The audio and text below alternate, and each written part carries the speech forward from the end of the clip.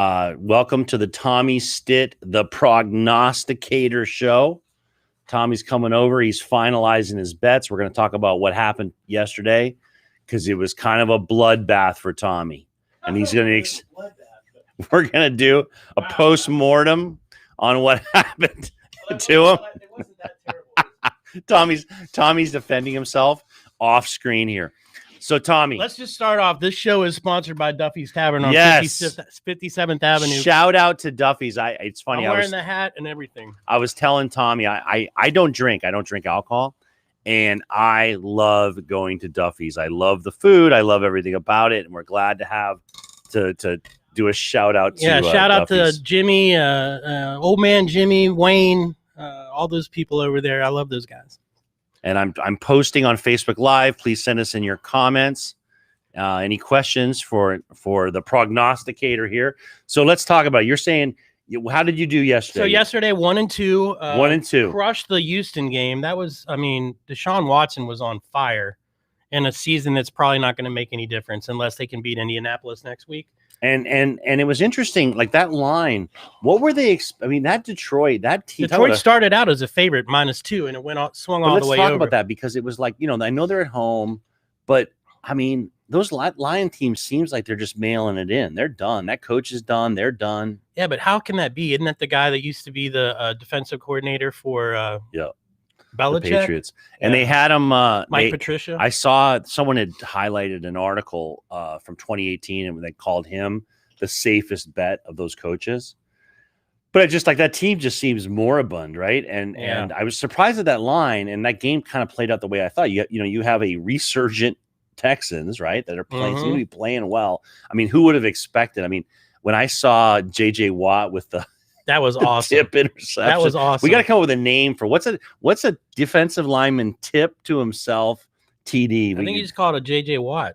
Yeah, it should be called a JJ Watt. That was but amazing. Some of those plays they were doing were like sandlot plays, like from back when I was a kid playing in the backyard where the neighborhood kids, would play tackle football and flea flickers and crazy stuff like that. But it worked. It caught them off guard. The defense wasn't expecting any of those trickster plays, but I don't think anybody, they're not going to be able to do that against the Colts. The problem is it's like desperate times call for desperate measures. That coach, the oldest coach in the NFL, it's like you talk about rising to the occasion. Like he has taken a Texans team that they looked pretty good yesterday. Yeah. But now it's against the Detroit Lions. So we'll see what happens against all right, so you won that one. Yeah, and then apparently Dallas decided they wanted to score some points and blew my under on the Washington game. What was the total on that? You had bet 46. Yeah. But what did they end up? I think it ended up I was lost by a touchdown. Oh, a touchdown. And then the Lobos started out on fire, and then they just faded. Yeah, I should have said, just like we were saying yesterday, basketball, they're way better than basketball. I hate to say it. I love when you lose these degenerate picks. Like that one, that was a rough one, man. Well, it was the only one to play. It was the only game. So what else am I going to do? And that's the same thing today. There's some stupid. Come on, let's see the prognosticator. Games. The prognosticator has to storm back today. We got a great slate of games today. Yeah, so let's just start. I'm not even going to. Liberty, UMass. UMass actually covered last week against FAU. Which I don't even know that I didn't even know UMass played football. But so what are they? The Minutemen? What is their name? Yeah, the Minutemen. But Minutemen. Look, they're getting 35 points. Yeah, at Liberty. I think Liberty's probably mad that they coming off that disappointing loss. They NC very State, well could have won. They might come back and smash UMass. I'm going to stay away from that. But if I was going to do anything, I'd bet Liberty to cover the 35. Yep. In that game, and I know you're all over this Iowa State Texas game. Yeah, that's the other one that's going to kick off in like 5 minutes from now. So I'm giving you a bonus pick right before the game starts. Call your guy or whatever you do. Your guy. Bovada.com. Go to your Russian. Russian. Whoever that guy is. Yeah, is guaranteed to have a vowel as at the end of his last name. Iowa State at Texas. That line opened at Texas -2. Now it's Texas getting a point. I think this is one of those moves, just like that Houston game where the home team got it, but then people started really looking at the matchup, and then I think Iowa State wins that game, and I don't mind giving up the one. I think they win by a touchdown. Gotcha. Nebraska, Iowa. Wow. That opened at 14. Now Iowa's favored by 12.5. That's one of those ones where they could get beat by the hook. You could get beat by the half point, and I hate those half points. But Iowa likely wins that. The biggest game of the day is Notre Dame, Carolina. And, you got to think about the last two games Notre Dame played. They played Clemson in a huge upset. And then they played a tough game against BC. Now they're on the road again. How are they going to hold up? Thanksgiving weekend, on the road, away from home, miss the family. Weather's probably not going to be an issue. Weather's probably going to be perfect. I think I looked at it earlier. I think it's going to be 65, 67 degrees. So that's not going to be an issue. The opened at Notre Dame -4. Now it's Notre Dame -5.5. I'd be surprised if they don't win by a touchdown, but that game's going to be super high scoring. I think the last couple games Carolina's played, they've scored in the 50s. Notre Dame scoring consistently in the 40-point range. The number is 70. That seems huge. I like the over. Wow. I think it's going to be something like 85, 90 points. I already picked the game yesterday, the Wyoming UNLV. I'm sticking with that still. That's Wyoming -16.5. That's a 4:00 game. Then we got a in-state rivalry. UCF. The I-4, what do they call it? The I-4 battle. Yeah. I think UCF wins that crushes them. Yeah, they're -25. Over 68. That's huge. So expect a lot of scoring. I don't think USF's defense is going to be able to handle that. I'm staying away. It's not one that I picked, but if I was going to do anything, I'd take UCF laying the 25 in that game. And then Chippewas, I picked yesterday. I know you're excited about this -7. game. I think now it's 6.5. And then the other two games for today, Stanford at Cal at 4:30. Both of these teams are pretty sad. They used to be great back in the day. Just a few years ago. That line is interesting. It went Cal -2.5. Now it's Cal getting 1.5, which means it seems like the consensus is going to Stanford. At those kind of low numbers, I'll take Stanford in the 1.5 on the road at Cal. And then the other one is Civil War. Oregon, the Ducks against the Beavers.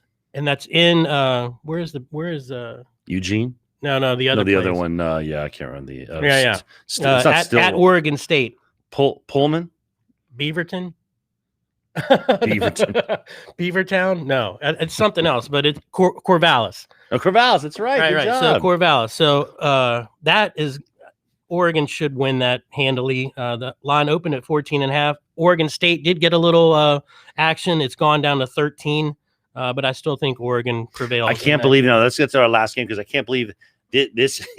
When they drew up the schedule, game of the week, the non-game of the week. That's a 7:30 primetime game on a Friday night. Winless. Is it? Did they move it to? Yeah, it says noon here. 7:30. 7:30. We have Penn State, Michigan. Talk about two toothless teams. Oh no, that's tomorrow. Oh, that's tomorrow. Yeah, gotcha. That's Saturday, November. Yeah, so the last of the today's games is the Oregon State prime time. All right, so Dolphins. We're going to talk about that. Yeah, Tommy, what's the line against the Jets? So it hasn't moved. It opened at 7. It stayed at 7. And I'm surprised because I think today, for the first time, they really firmed up. It looks like Darnold's going to start. Okay, he doesn't. He doesn't. Scare he doesn't move the needle for you at all. I don't even know who the other guy is. That's just like we were talking about yesterday. The Jets are sad. There's no way that they're going to win that game. It's impossible. After the loss last week, that'll be peak. I've been watching Dolphins for 42 years. When I started paying attention, I got to tell you, that'll be peak Dolphins for us to lose that game. Right, and it would be. It's interesting because it's just that's just a terrible football team. But I think Coach Flores has got to get him ready because this is a playoff push. We got to start winning some of these games, especially in conference games. Well, listen, that's like we often talk about these simple things, but winning the games you're supposed to win, losing the games you're supposed to lose. There's no, it's almost like you hear those guys when they do the schedule, they we could winnable. We're going to lose that one. And it kind of there's some truth to that. You just need to win these games. The Jets, this is a game that a team that's going to be in the playoffs goes and takes care of business. I'm not saying blow them out. I'm not saying anything, but just go in right from the start, impose your will, and win this game. Yeah. And the Dolphins have not been able to do that for a little 20 years. Yeah, a little while. And it's got to be, defense has got to step up again today. I mean, on Sunday, because that's the only way they're going to control. And you're saying your gut, you're not even sure if Tua's cleared. I mean, the last thing that they hadn't, the coach hadn't guaranteed that he was going to start yet. So we'll see. We'll see. I mean, I'm okay with Fitzmagic. What's the line on that one? The guy went to Harvard, bro. I mean, he played football at Harvard. He's not a dumb guy. He's pretty smart, and he's a smart player. And how can he have lasted this long without being he's a journeyman, and you gotta, I respect that guy a lot. It's interesting that the only problem that you have is the line play for the Dolphins. The only thing, like, it almost throws it's like from a betting perspective, what do you do when you have a line that's just decimated? Yeah, well, then you got to look at the total. And that's what we were talking about earlier before we started the show. Opened at 46.5. It's down to 44.5. I don't think these teams are going to score a ton of points. Dolphins defense is going to shut down the Jets. Yeah. And, this game might end up being like 21-7. That would be my prediction of the game. And what's the spread? 40. It's down to 44.5. The spread is 7 points. 7 points. It seems like the Dolphins should be able to. Yeah, they should be able to cover that one. No, we'll see. We'll see. Yesterday's games, what were the two different point totals? For the pros, for 46. The other one was a lot. No, I'm sorry. The Houston won by how much? Oh, like 25, 30, 26 points. And then Washington won by how much? A bunch, two or three touchdowns. The reason I bring it up is when you follow this, so many of these games are 3 or 7 points, right? Right. And it was interesting on Thanksgiving Day to have those blowouts. Like it really were like just nasty games. Yeah, I mean, can you imagine being a Dallas fan taking that loss to the Washington Football Club? That's brutal. That's brutal. They might. What are they? They're looking to get a first-round draft pick or Jacksonville. They got to be. Yeah. They might as well lose out. Lose the rest of the games. Get a top pick. That's the thing about these Jets. I mean, they want. It'd be interesting. Can you imagine if you're Trevor Lawrence? I mean, I guess you got to go pro. But can you imagine being an advisor to Trevor Lawrence? But didn't he say that if he got drafted by the Jets, that he would go back to school and finish it? He's going to stay at Clemson and win another national championship. Why not? I mean, there's risks involved in that. You get an injury and you're done. Then you're finished. I was thinking about your boy at the Bengals. Getting his leg busted up, and not that it was their fault, but it's just like. It's like the graveyard for quarterbacks. Some of these teams, right? Because they have no O line. You think about when I think about McVay with Jared Goff. Who I'm still not convinced, but he's got that guy peaked out, right? I mean, like the game plan, like he looks, like again, I'm not sure he's gonna. I don't know what Jared Goff's trajectory was, but there's certain coaches that just can get that QB position going, right. And if you're getting drafted, I mean, I guess before the draft, obviously they'd have to have a coach in place. They got to get rid of Gase. I mean, why are they not firing Gase now? No, I don't know. I mean, I don't know what his deal is. Like, I don't know. Is he guaranteed? They got to pay the guy. So why should we pay somebody else at the same time? Just like, what the hell? Why are we going to pay another guy? Yeah, forget it. Let's just ride. Maybe Gary Vaynerchuk is going to buy the Jets. I know that's his lifelong ambition to do that. And I think he'd be a great owner. So. That's awesome. All right, so we have we'll be together next week. Yep. We'll go over your picks. So let's talk about some of these games got canceled, and then Lamar Jackson maybe not going to play on Sunday against the Steelers. There's no way that. And what happens? Do they just take that off the board when that happens right now? I don't think they're going to take it off the board. No. Yeah, it might have gotten for a minute. It might have gotten taken down, but the line just adjusted. It'll adjust. And then the real game that I was really looking forward to tomorrow was the West Virginia OU, and that game's postponed because of COVID. But I'm sure, I know exactly why, because Morgantown is bedlam and people are just doing whatever. Everyone's full of COVID. Right. It's a super spreader event, a Mountaineer game. All right. Awesome. Tommy. Hope everybody had a good Thanksgiving, enjoyed all the awesome food.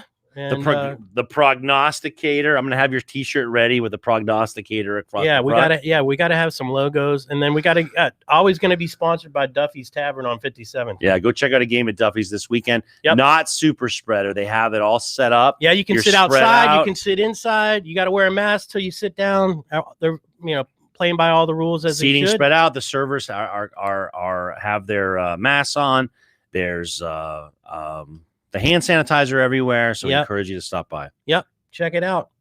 All right, that's it. Winker. Thanks. Enjoy your game day. It's about to start. All right, I'm going to shut her down for it.